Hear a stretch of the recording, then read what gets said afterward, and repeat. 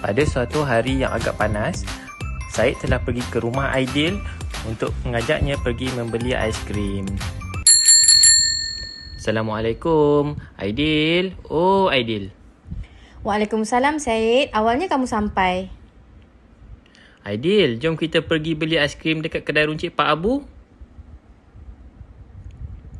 Boleh, tapi cuaca panas ni. Memang best kalau dapat aiskrim. Mereka pun terus pergi ke kedai runcit Pak Abu untuk pergi membeli aiskrim. Setibanya di sana, mereka nampak banyaknya sale. Macam-macam barang. Aiskrim pun ada sale. Banyaknya pilihan. Aku nak perisa coklat. Kau pula, Aidil? Aku nak perisa vanila. Jom kita pergi makan aiskrim di taman. Mereka pun terus pergi ke taman untuk makan aiskrim di sana.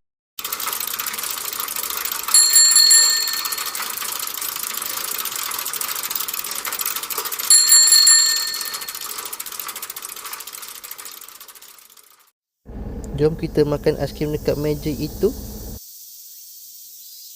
Tak sabar nak makan aiskrim untuk sejukkan badan.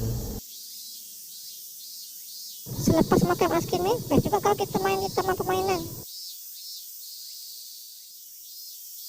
Boleh sahaja. Dah lama kita tak main dekat taman permainan ni.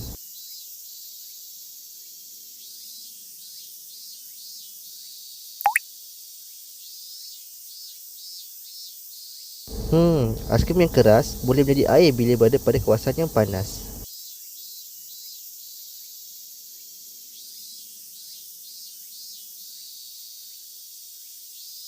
Cepatnya ayam mereka tadi kering. Kemanakah air itu pergi?